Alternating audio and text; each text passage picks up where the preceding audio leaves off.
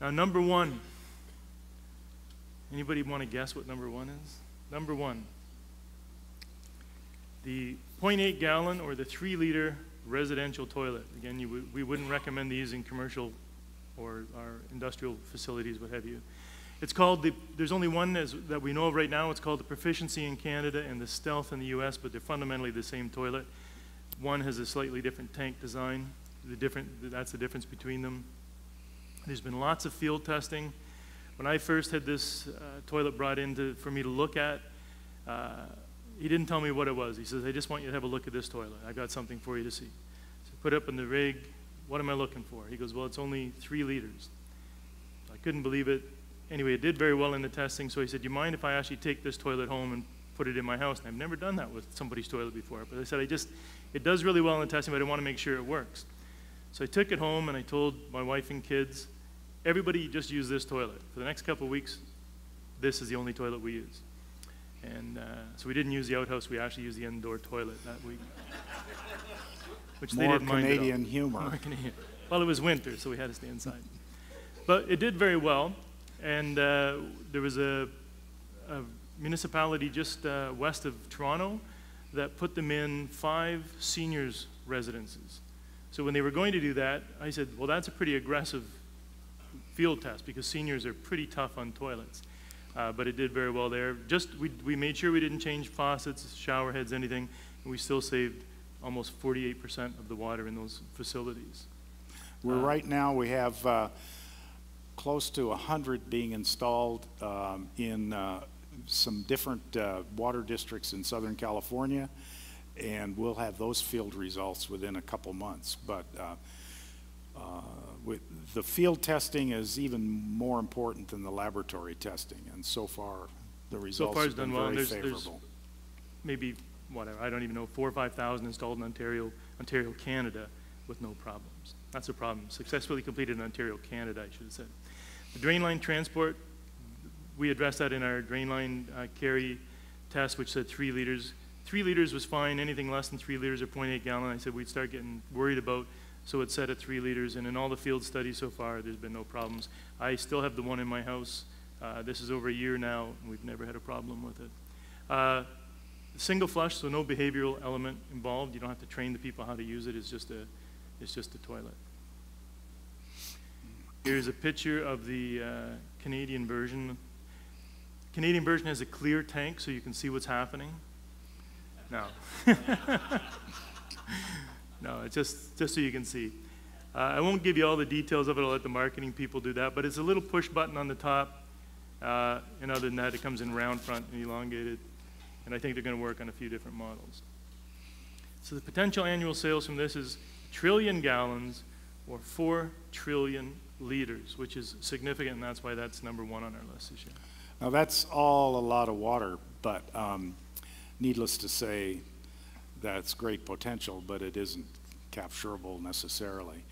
So what we did is we took a look at wrapping it up with some numbers here and what we believe are reasonable numbers to target over the next 10 to 15 years as products are replaced or retrofitted without special financial incentives from utility agencies, whether they're energy or water. So you can see that while our percentages of capture are pretty subjective, the numbers, even if they were lower percentages, would be still rather significant. By the way, the number 1, at the top there, the 3-liter toilet, is a WaterSense certified toilet, and the Canadian version is. I'm not sure if the US version is yet or not, but it's passed all the certification tests, and it's, as I say, WaterSense certified as well. So you see some of the numbers here.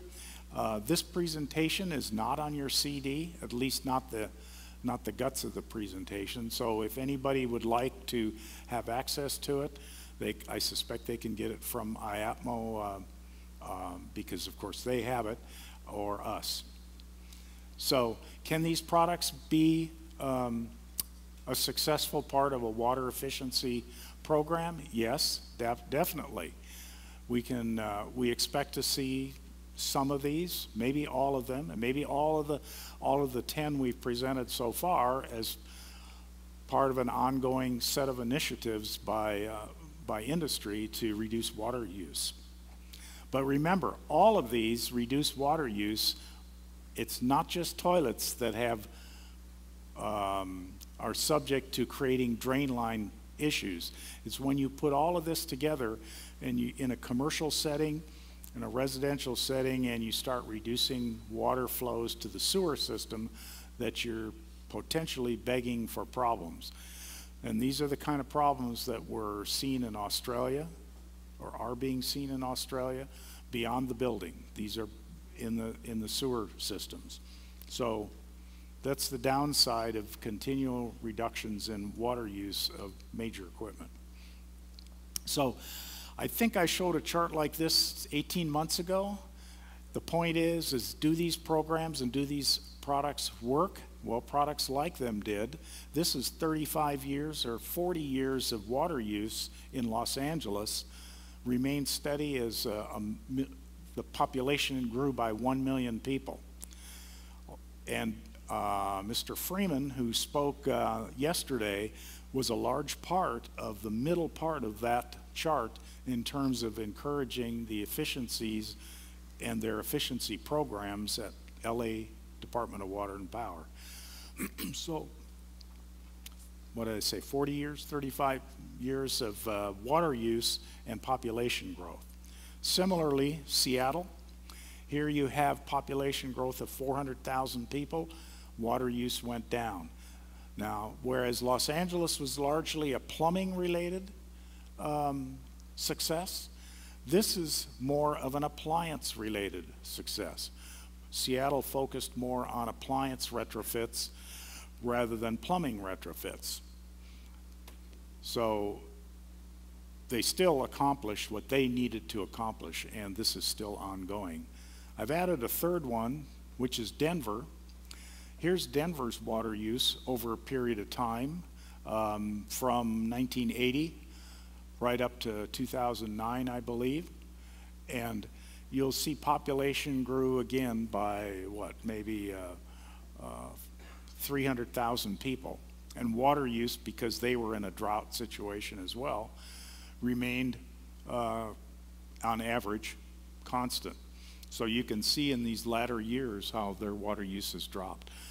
How did they do it? They did it with plumbing, they did it with landscape retrofits, and they did it with appliances, and those three categories were the large components of their successes in water use efficiency.